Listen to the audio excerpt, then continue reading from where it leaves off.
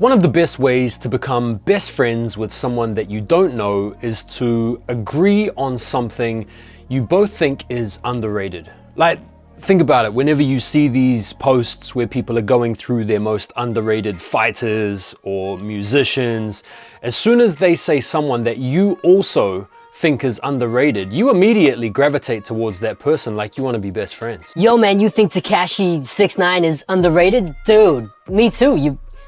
You want to make out? My guy, you think Black Cat 4s are overrated as fuck as well? Me too. You want to get a beer? Should we get a beer together? Yeah, maybe move in together too. Hello everybody, it is me, Jordan Young, aka Sneakonomics. Welcome back to another video. Today we are going through some of my most underrated kicks in my collection. If you're new around here, feel free to hit that subscribe button if you are interested in all things sneakers, whether it's reviews, whether it's talking about what's going on in the community, whether it's skits, whether it's sharing my collection. And for everybody else that has been rocking with my content short and long, thank you very much. A little while ago, I posted some of my most overrated sneakers in my collection, which was met with just so much warmth and enjoyment. And I'll link that video on one of these sides here so that you can check that out if you wanted to. And today I want to take you through some underrated ones. I'll quickly take you through the criteria that I think is suitable for determining a sneaker as being underrated. Obviously, it's the antithesis of overrated, where something is valued or rated too highly. And with these sneakers, I feel like they're underappreciated, maybe undervalued, and maybe not spoken about as much as they deserve. Some of you might disagree, and that's absolutely fine. Some of you might be thinking, Yo, bro, underrated? Are you serious? Dude, those are fucking overrated. Hey, are you sure, bro? Are you sure those are still pretty expensive, bro? First of all, we got the Air Jordan 6 Maroons. These came out in 2015 and they were the first sneaker in about 15 years to come out with the Nike Air on the back. So that's one reason why they're underrated, is they sort of ushered in this new era renaissance where retros were looking more like the originals from back in the day. This is an original colorway from 1991. Again, another reason why it's underrated. And it's just the colorway. It's so simple. Got the creamy sort of off-white leather on the upper, nice contrast against the maroon. Bang on trend given how gaga people go for vintage these days. So absolute no-brainer, underrated. And you can pick these up on GOAT or eBay for under retail in really good condition. So boom, there you go. Next up are these, the Kyrie 5 Bandulus. This is a collaboration with Boston-based streetwear brand Bandulu. And it features the art of Pat Bandulu Peltier, who has done these like hand-sewn paint splatters, which go really nice on this, kind of neutral upper with this really nice olive liner. You got the red midsole and the gum bottom. Just a really clean shoe, really comfy, really awesome to hoop in. And this is a sneaker that I actually get a lot of compliments in when I wear casually. And given the prices that they go for, it's just an underrated sneaker. Next up, we've got probably one of the most underrated Jordan 4s ever in the 2015 Oreos. These are, in my estimation, the one and only Oreo Jordan 4. They originally came out in 1999 and they've only retroed the one time. So these to me are underrated because they represent sort of like the first wave of non-original colorway retros in 99. And so I really like that about them. One of the cool features about them is they've got this all leather upper. They don't have the rubber mesh netting, it's just all leather, making this a really awesome all-weather shoe. I have no reservations of wearing these when the weather's bad. And these are part of the remastered series in 2015 that came out. And it was an attempt by Nike to sort of address the quality control issues that we were complaining about. Again, it's a sneaker you can pick up for decent money. You can get used pairs for really cheap, and for that reason, they're underrated.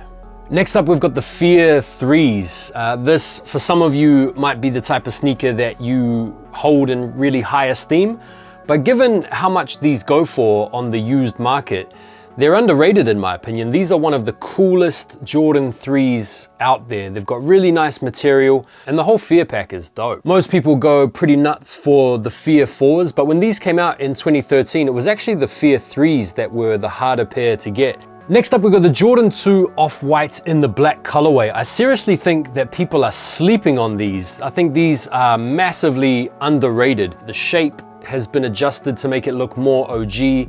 They're comfortable, they're casual, easy to wear with anything. And if an all black Jordan 4 can go nuts price-wise, I don't understand why the 2 can't do something similar, especially when it's basically the last Virgil collab that came out while he was still alive. So I really think a lot of people are sleeping on the Jordan 2 Low in the black colorway, given how cheap they are on the resale market. Next up, we've got these, the Jordan 1 Purple Metallic, or the Court Purple 3.0. This is the Jordan 1 that, in my opinion, sort of sparked the downtrend in Jordan 1 hype. When these came out, we were sort of still in the midst of the Jordan 1 hype, and when these failed to command big resale money, it sort of, to me, signified the end of Jordan 1 hype. And from that point, Jordan 1s have kind of gone on to be pretty meh and not perform that strongly. Now, the reason I think these are underrated is A, because you can get these under retail in a lot of places. And let's not forget, this is an OG Jordan 1 colorway. The Purple Metallics from 1985 are the type of shoes that you can barely find anywhere, and they actually are pretty decent quality. But the fact that you can get these for under retail and it's an OG Jordan 1, they're clean and simple, make these, in my estimation, underrated. Next up, the Jordan 13 Flint. This is another original colorway. I know because I actually had these back in 1998 and so happy to have them back in the collection. This pair is a pair I've kept DS, but I will be wearing them at some point soon. I'm a bit biased because I love 13s, but the quality on this pair is really good and the colorway is just dope. And so this to me is the sort of Jordan that sort of bridges the gap between on-court performance and on-street style.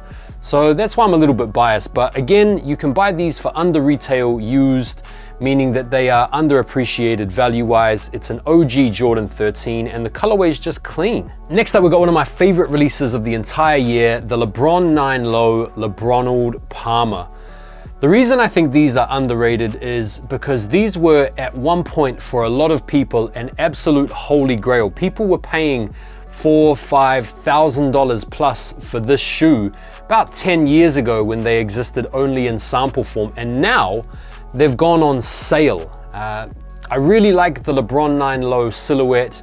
I think they're really comfy as well. They're great for basketball, great for casual wear, but the fact that they've actually gone on sale and they used to be a really rare, expensive sample is the main reason why I think they're underrated.